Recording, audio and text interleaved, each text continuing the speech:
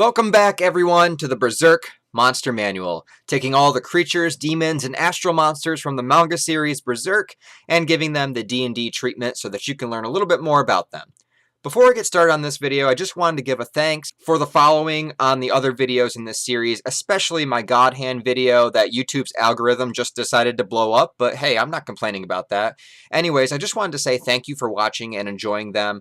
They're really fun to make, and Berserk has such a rich universe of monsters that makes it so much better to make these videos. I really love doing it, so thank you once again, and without further ado, the Elemental Kings. So we all know about the four elements of our real physical world. They've been represented in numerous stories and movies over time. The fifth element, Avatar: The Last Airbender, Captain Planet. Captain Planet! You got glass in my eye! And my foot in your balls! Just to name a couple.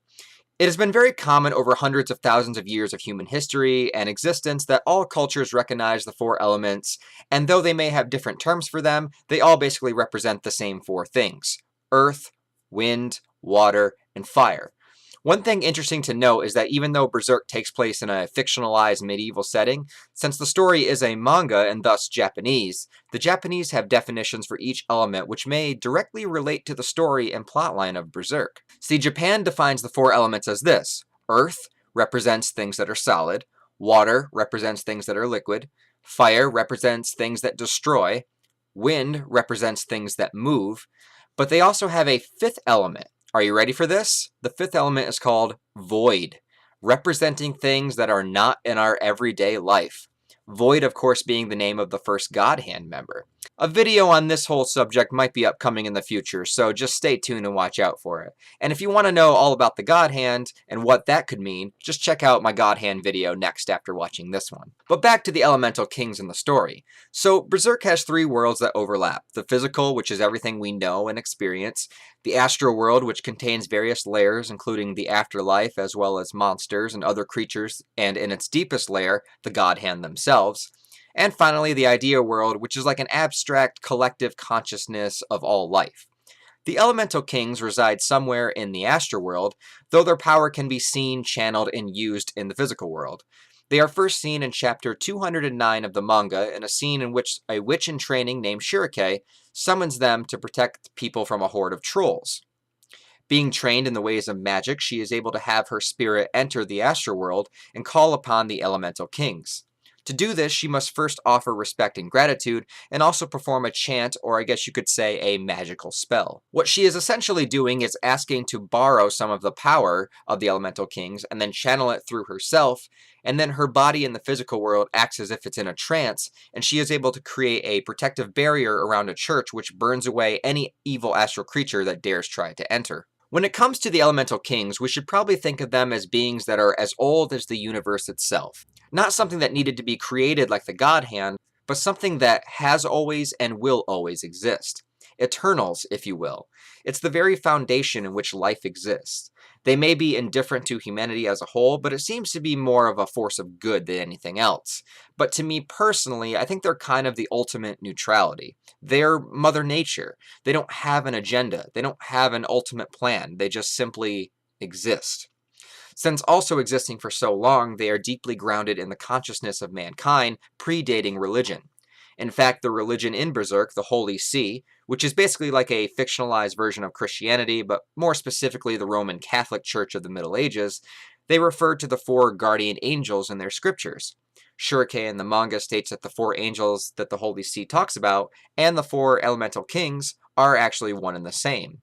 Just things can be changed and manipulated over time, and so the Holy See considers magic and all this evil and heresy worthy of death, when in reality it's the same thing that they worship.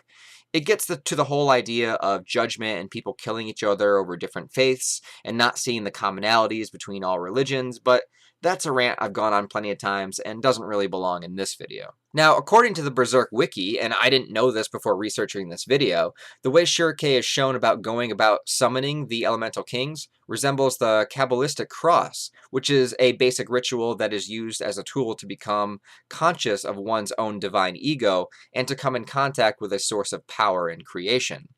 I think this is unique because it's Miura's way of showing that it may have been the Holy See's fault that magic is seen as demonic and wrong.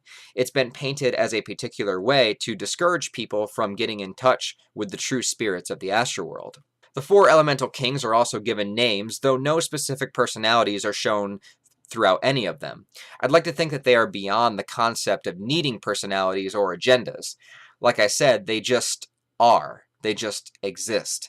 In fact, you could think of their names as just a way to represent each element. 8 is the element of wind, which comes from the east. It's shown as a spirit with a huge billowing cloak that shines brightly. Ve is the king of the water, coming from the west, shown as a humanoid-looking shape with no features surrounded by swirling water. Gedula is the element of fire, coming from the south, another blank humanoid-looking figure engulfed in flame and holding what looks to be like a longsword. And Marked, the king of the earth, from the north, a fatter-looking human shape with a ring around its neck. Now, there are just regular elementals and spirits of elements, but I'll save that for another video. They basically just work with the elements to help control and manipulate them, and can be used to make magical items, but they pale in comparison to the elemental kings. It's also theorized and rumored that the elemental kings were the ones responsible for destroying the ancient kingdom of King Gaiseric. There's a legend that 4 angels came down and buried the kingdom after disapproving of the lavish way Gaiseric was ruling his kingdom. But the story has been confused over time, with people not knowing if it was 4 or 5 angels. Basically, it gets mixed up with the God Hand, and I think that's deliberate so that humanity wouldn't know the difference between the elemental kings and the God Hand. It's not too terribly important in understanding what the elemental kings are, but I know if I didn't include this at some point in the video, people would tell me that I forgot about it.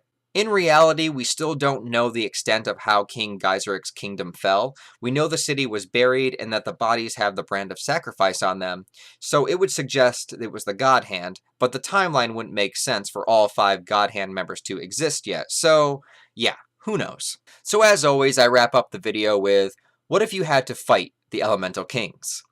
Well, let's assume you are just in the physical world and someone capable of magic is summoning their power against you. I'd say as long as you're a good person, that shouldn't really be happening in the first place. When Shurikei uses her protection spell, it only burned away evil creatures from the Astral world and not humans, so I think you'd be safe. It's unclear if the spell could just evaporate an evil human like it did with the trolls. Probably not, but I wouldn't want to take the chance. But if someone summons the literal elements of all life itself and comes after you, you are going to be subject to floods, flames, tornadoes, and earthquakes. Not something any average person could handle. Now, maybe if you're a magic user as well, you could enter the Astral world and ask the kings to assist you instead, maybe get on their good side. Other than that, a direct fight with them makes no sense, since they, once again, are literally the elements of reality as we know it. And that about does it for the extent of information we have about the Elemental Kings so far. I'm sure there's still more stuff that Miura has to put in the story, but that's what we got up to this point. So, thanks a lot for watching this video, guys. I really do appreciate it. Thanks for all the love and support on the Monster Manual videos. It was an idea I had for a long time before actually deciding to do it, and I'm really glad I did. So, thanks for watching. Check out the playlist. Give this video a like. Subscribe if you want to stick around and see some more content about Berserk and other anime. If not, that's cool too, and I hope you guys have a great day.